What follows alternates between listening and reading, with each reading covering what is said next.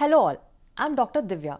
I work as an assistant manager for supply chain department, Apollo Group of Hospitals.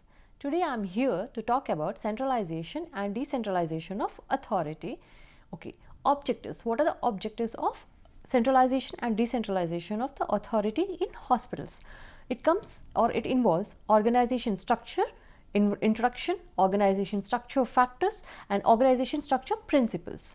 So, hospital organizational structure defines how activities, responsibilities and day-to-day achievements or the tasks or the objectives to work efficiently within an organization. The authority are arranged within an organization to achieve its objectives and to work efficiently. So, serves as a framework that connects different levels of departments and roles and responsibilities within the staff of the hospitals. So, principles of the organizational structure act as a guiding rules for designing and maintaining this framework. Now, organization structural factors depends on what? The size of the hospital or the organization for which we are organizing, or the structure, types of products that they are providing. Next, geographical spread, in what geographical area the organization is covering, and next, customer profile, also the strategy and technology. To give examples of the above mentioned, size of the organization, if it is a multi-speciality or a bigger scale hospitals, it needs a complex structure or a complex organogram.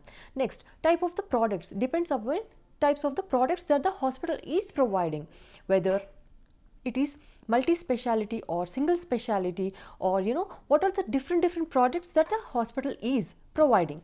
So, based on that, the organogram or the structuring, organization structure depends. Also, customers profile, and coming before that, geographical spread, in which area the organization is located, in which area the organization is covering. Based on that also, the staffing organizing structure depends. And customer profile, which are the departments mostly the patients are coming for, what are the products that the hospital is providing, the services, the orthopedics, general medicine, other specialities or super specialities. So, based on the different specialities and the services, the customer profile, the organogram also depends. Also, strategy. For example, for financial strategies and HR strategies, a team of specialized skilled hierarchy will be there. A team of hierarchy will be only assigned to take care of the strategy planning, for merging, demerging, for acquiring, example, new hospitals, establishing new branches over different areas and regions. Now, strategy for revenue growth or financial or budgeting, implementation of operations or different products, another team of work, frame of the teamwork or another team to do this will be assigned at the hierarchy level. Now, technology. So, when a multi-speciality or a bigger scale hospital is planning for different services in technologies or other new technologies to be implemented in the organization, a set of team of specialized skilled and professionals will be looking after the technology department. So, when all these products are involved, different organograms or different organizing is important or required in hospital planning or hospital organization structure. So, organization structure principles, this involves centralization and decentralization, which is very important, and specialization, next departmentation, flexible and change, span of control, delegation of authority. So, what is centralization of authority? Now, as I mentioned in my earlier classes, reservation of authority at the top level. No matter what, how many divisions you have, how many branches you have, how many subdivisions, sub branches or subunits you have, the top level authority will be consigned to a specific team or a specific group of hierarchy. So, this involves reservation of authority at the top level. Centralization of the authority refers to the concentration of decision making, the power within an organization at a single point. So, the decision making and policy implementation, typically at all these things will be done at typically one point, that is at hierarchy point, at a single point, where multi teams or groups are not involved. So here the planning organization happens, and that will be passed on to the next levels. So this is prefixed to a point, that is to the higher level or hierarchy point only. And now examples in hospitals: policy formulation comes, as I mentioned, capital purchases, recruitments and recruitments of the administrators, next competitive strategies, investments and investment decisions and legal decisions. So all these major things, complicated things will be done at a single point, that is at the top or hierarchy. And what are the advantages of this hierarchy or top level centralization of the authority at top level? What are the advantages? So the advantages includes improved efficiency or the operational optimization, cost savings and enhanced data management and analysis, and better patient care, addressing emergency healthcare needs. Emerging healthcare needs. What are the disadvantages? Overburden at the top management, which is very common because of the because the hierarchy will be taking all the responsibility, all the accountability in planning the strategies for the operations, and all the top level decisions will be taken at a single point. So it will be obviously an overburden at top level. Next, problem of effective communication. Since the decisions, the critical decisions are taken at a single point at a top level, by the time they reach to the lower level management, it may saturate certain important communications, or improper communications might be taken place. Now, limited scope of specialization.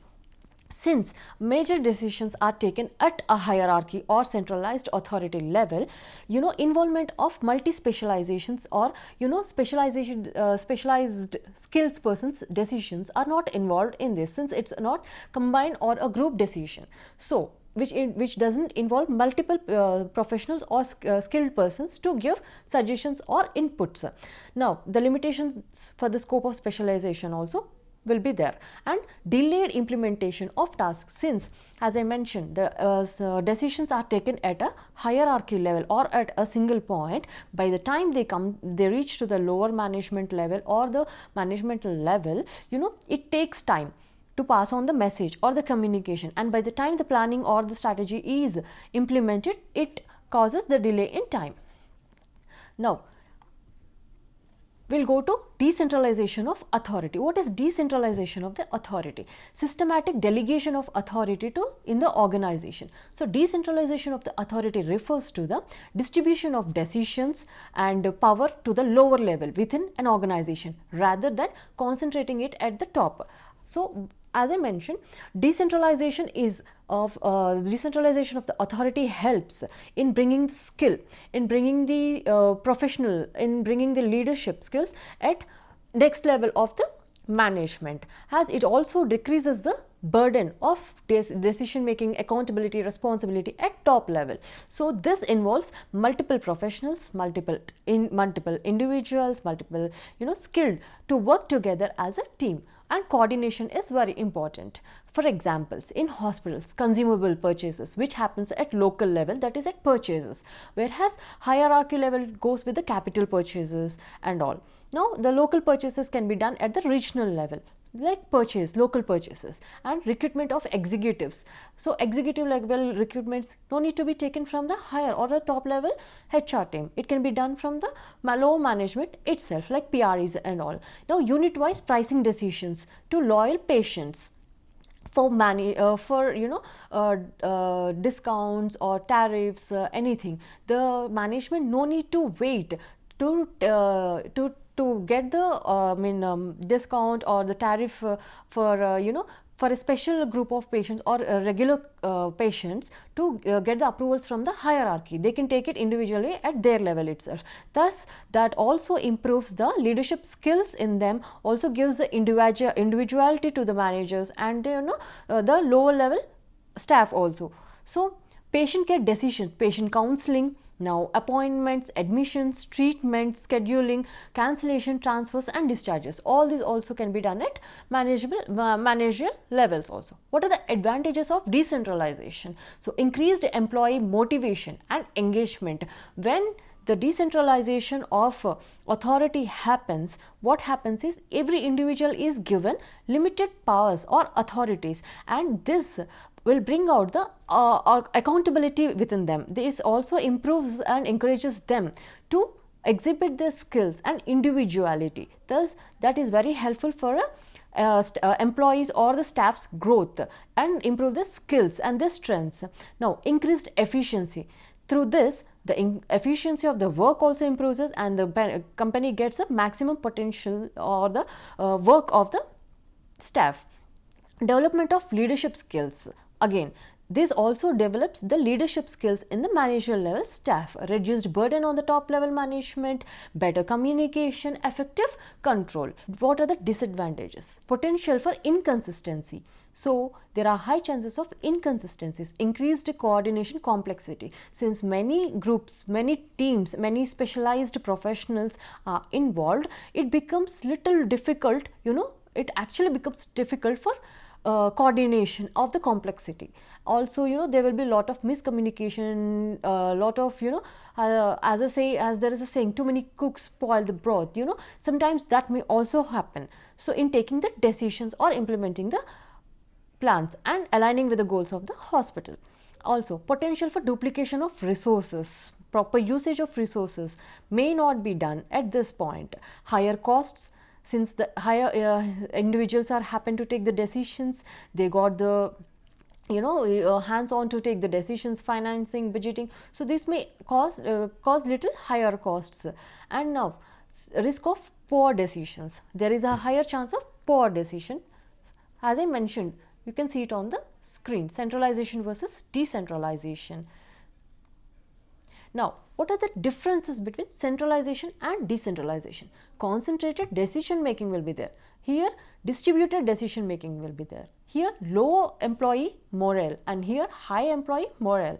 Now, moderate communication, here strong communications, long-term decisions, whereas here short-term decisions are seen. And now this comes with optimum utilization of the resources, and here duplication of resources.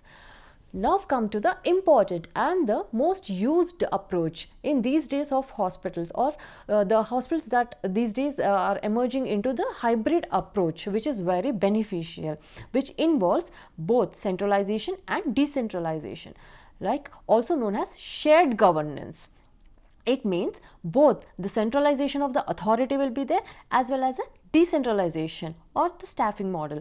Like in many modern healthcare systems, it refers to combination of partial centralization and partial decentralization of authority. Some functions are managed at centrally, while others are delegated to local units in departments. Strategic choices for hospitals seeking to optimize their operations and improve patient care. Hybrid approach: uniformity for safety, legal compliances and efficiency, flexibility to respond quickly to patients' needs and local conditions. For example, if a top hospitals or a bigger hospitals wants to approach for a hybrid approach, then what they do? They centralize their top priority or important critical decisions to the top level. Now, and at the same time, decentralization is also applied. But how? I'll explain you. So, examples: implementation of EMR, HIS, that will be done at central level, stores management, staff recruitment, training, marketing, fixed decisions, central purchases, all can be done at top or centralized level. Now, specialization. What is specialization? Specialization refers to dividing the tasks within healthcare organization to distinct job roles, each requiring specific skills, knowledge and responsibilities. Example: specialized consultants, specialized support staff and specialized departments.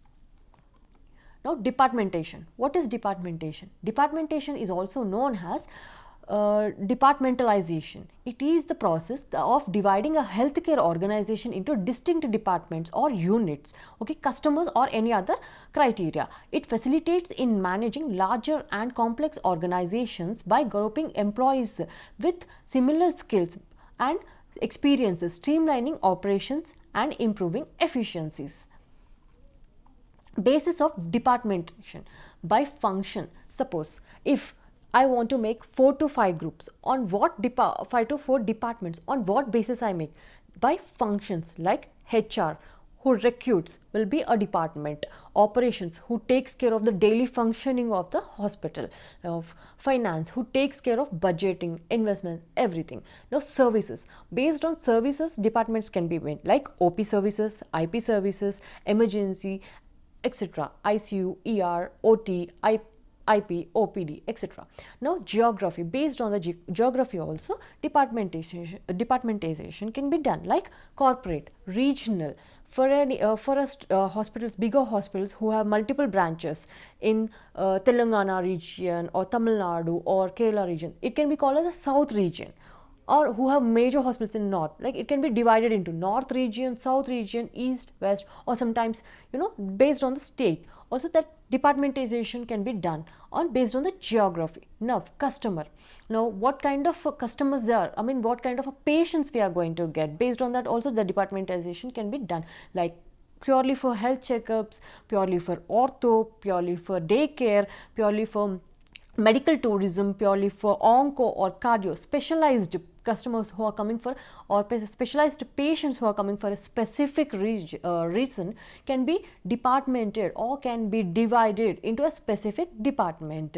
Now technology like robotics, manual OPs, etc., and the project like government. So now in hospitals we can see these days, like we will have a private this health insurance policy schemes and all. At the same time we also follow the government schemes like Arogyashri, Ayushman Bharat, Pradhan Mantri, and the Jeevan Dan, all this. So based on the project also we can divide the divisions of the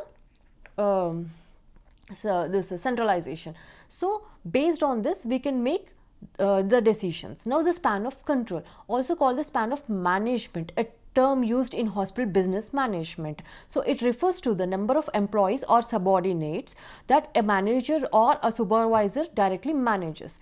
Span of control means the overall strength that you are handling under you, for whom you are being accountable. It is also essential for determining the optimal allocation or resources, ensuring effective communication channels within and supervision and maintaining the effective communication and channels within the organizational structure. So delegation of authority. What is delegation of authority? Delegation of authority refers to the division of labor and the decision making responsibility to an individual who reports to a leader or a manager. Now there is a hierarchy and there is a midman or a middle level management who reports to the hierarchy about the day-to-day operations that he is assigned to take care of. He also reports the bottleneck situations, hurdles faced by the lower level management in implementing the plans or strategies, and he reports this to the hierarchy, where the hierarchy takes the decisions towards the steps or necessary changes to be made in the planning or long-term goals, so that long-term planning or strategies to improve the current situations faced by the lower level management. Now it is the organization process of a manager dividing their own work among the teams in the hospital. So this work will be more on a manager. Now flexibility, it means the ability of the structure to adapt to the new changes or to respond quickly to the changes in patient policies or patient need, medical technology and government policies, emergencies and resources availability. See, as in healthcare, we never know what happens next. Like COVID situations, one must be ready. The hospital must be having the flexibility to change. For example, during the COVID times, there were also the OP beds provided even in waiting areas. We have seen in hospitals, because of the shortage of beds, the flexibility was done, going out of the box or the rules or the norms, just to provide the patient care service, to provide the basic service or the basic healthcare needs at that time. So these flexibilities are very important in healthcare, depending upon the situations there. Now, during the COVID-19 pandemic, many hospitals demonstrated flexibility by converting general wards into ICUs and shifting OT staff to ERs or critical cares, and using telemedicine. Especially this was very helpful thing during the COVID, telemedicine. So telemedicine for outpatients care and coordinating across to avoid unnecessary interaction of the patients with each other. The telemedicine played a very important role during COVID-19. Now, coordinating across multiple specialities, pulmonology, infection disease, ICU, nursing, administrator. So all these are certain examples for flexibility.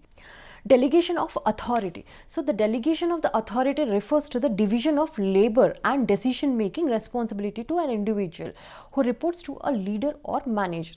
Now, in bigger hospitals of bigger chain of hospital, what happens? So the top level management gives or delegates authorities to the next level manage or next level hierarchy. They delegate certain authorities to take care of, like for example, a HOD or a medical superintendent.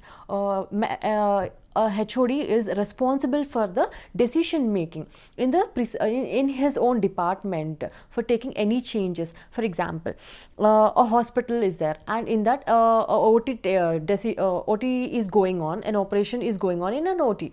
Now what happens?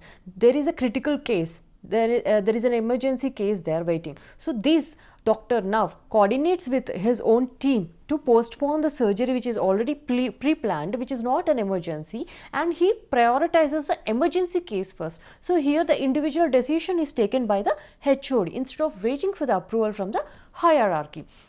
That's how delegation of authority to decentralized level, or which are not which no need to wait for the hierarchy's approvals. So certain decisions, certain needs, certain changes at a spot decision can be taken through the help of decentralization. This is very helpful in larger scale of hospitals where it is required to take day-to-day decisions based on the situations. So delegation of authority is very important to be implemented at larger scales of hospital, be it larger scales or medium scale of hospitals.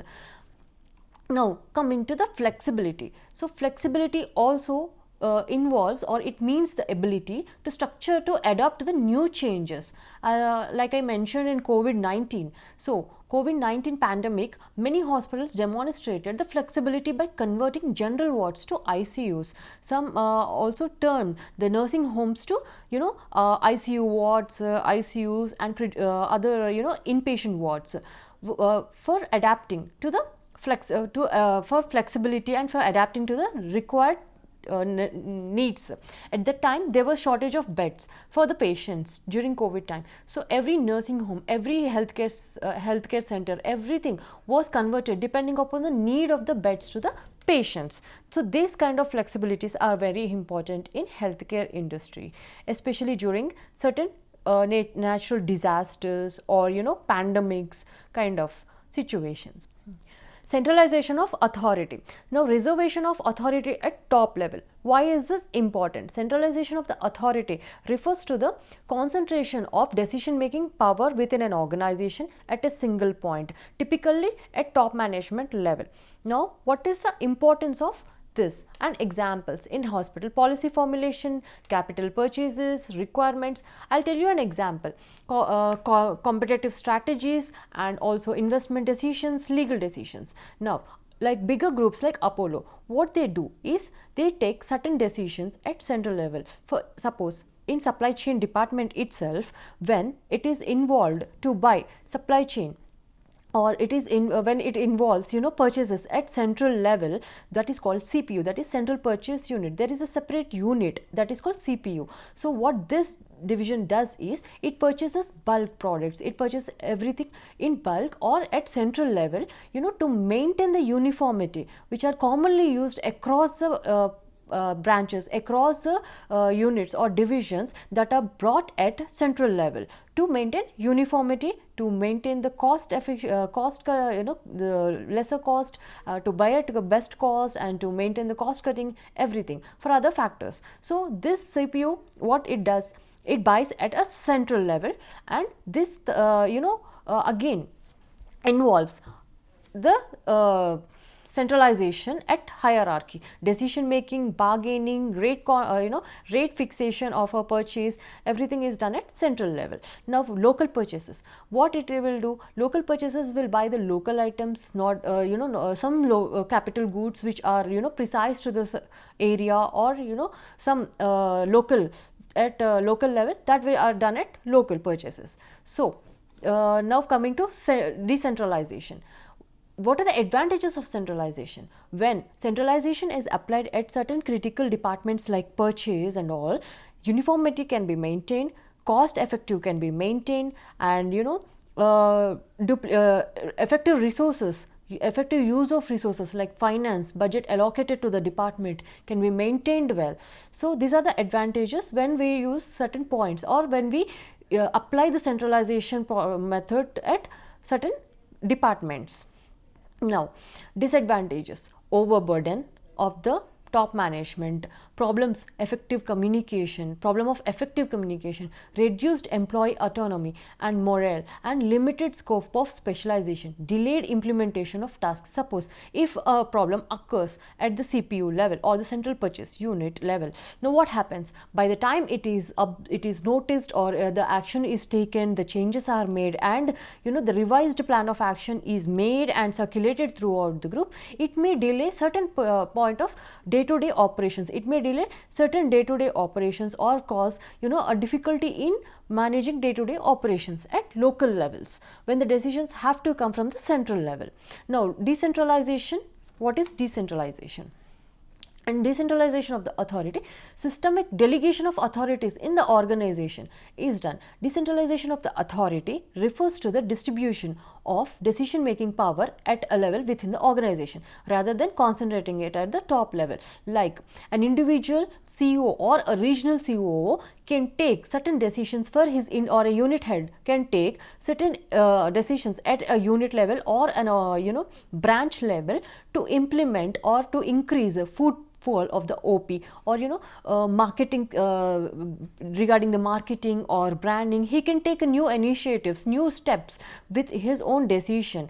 He no needs to wait for the approval of the hierarchy. For example, at departmental levels, HODs, or the head of HODs, or the in the absence of the HODs, the next hierarchy can be taken the authority, and he can take the accountability and the responsibility of the day-to-day operations. He can make any changes regarding the situation needed, and if any situation demands, he can plan. Like if an ortho OT, there is a bulk OT, there is a bulk mass casualty, he needs to perform more OTs, then he can prepone or postpone the which are not in emergency cases, which are not are in emergency. So he can plan them later, and he can perform which are in priority basis, like that. Even the OP also, depending upon the staff, depending upon the availability of the staff, the HOD can assign doctors to